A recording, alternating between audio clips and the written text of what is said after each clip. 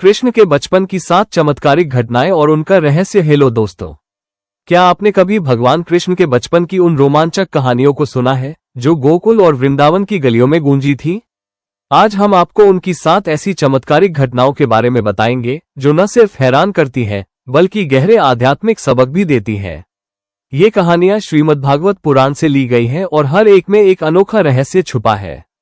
तो चलिए कृष्ण की बाला लीला के इस जादुई सफर पर निकलते। कृष्ण को हम भगवान विष्णु का 8वां अवतार मानते हैं।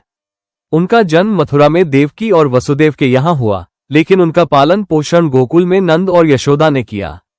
उनके चाचा कंस, जो एक क्रूर राजा था, को भविष्यवाणी मिली थी कि देवकी का 8वां बेटा उसका काल बनेगा। इस डर से कंस ने कई कोशिशें की, लेकिन कृष्ण की लीलाएं हर बार उसे चकमा दे गईं। उनके बचपन की कहानियां न सिर्फ रोमांचक है बल्कि भक्ति, करुणा और प्रकृति संरक्षण जैसे गहरे सबक भी देती है। आइए इन 7 चमत्कारिक घटनाओं और उनके रहस्यों को गहराई से जानते हैं। 1. जन्म की रक्षा, कंस के चंगुल से बचाव। कृष्ण का जन्म मथुरा की जेल में एक तूफानी रात को हुआ। कंस ने देवकी और वसुदेव को कैद कर रखा था, लेकिन चमत्कारिक रूप से जेल के ताले खुल गए, पहरेदार सो गए और यमुना नदी ने वसुदेव को रास्ता दे दिया। वसुदेव ने कृष्ण को टोकरी में रखकर गोकुल में नंद यशोदा को सौंपा। वहां योगमाया, दुर्गा का अवतार, ने उनकी जगह ले ली। जब कंस ने उस कन्या को मारने की कोशिश की, वो हवा में उड़ गई और बोली, तेरा काल गोकुल में सुरक्षित है। रहस्य, एक नवजात शिशु की ऐसी सुरक्षा कैसे संभव थी? ये योगमाया और कृष्ण की दिव्य शक्ति का कमाल था। ये कहानी हमें सिखाती है कि धर्म की रक्षा के लिए ईश्वर हमेशा साथ होता है। 2. पुतना का वध, शिशु की अलौकिक ताकत। कंस ने जब सुना कि कृष्ण गोकुल में है तो उसने राक्षसी पुतना को भेजा।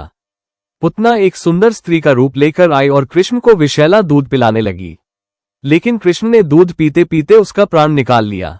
पुतना का विशाल राक्षसी रूप सामने आया और वो मर गई। हैरानी की बात यह है कि पुतना को कृष्ण के स्पर्श से मोक्ष मिला। रहस्य, एक शिशु इतनी शक्तिशाली राक्षसी को कैसे मार सकता है?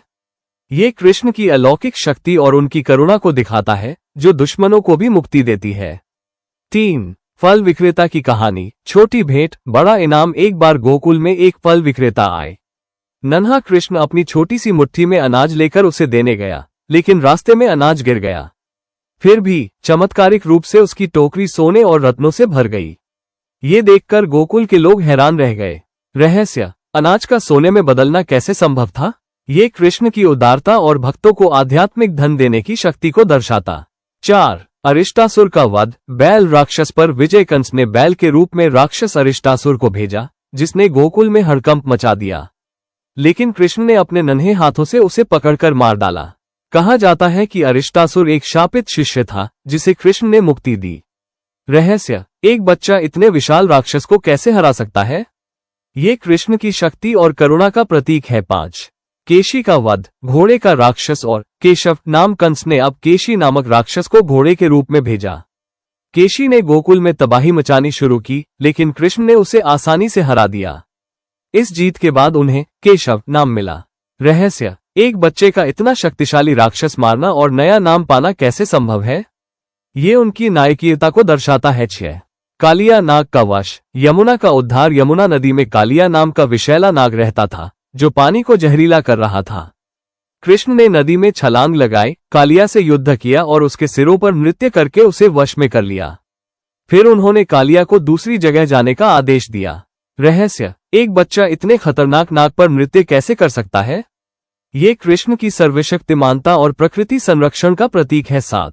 गोवर्धन पर्वत का चमत्कार, प्रकृति का सम्मान। इंद्र ने गोकुल में भारी बारिश शुरू की, क्योंकि ग्रामीणों ने उनकी पूजा छोड़कर गोवर्धन पर्वत की पूजा शुरू की थी। तब कृष्ण ने गोवर्धन को अपनी छोटी उंगली पर 7 दिन तक उठाए रखा। इससे सारे ग्रामीण और पशु सुरक्षित रहे। रहस्य, एक बच्चा इतना बड़ा पर्वत कैसे उठा सकता है? ये कृष्ण की दिव्य शक्ति और प्रकृति के प्रति सम्मान को दिखाता है।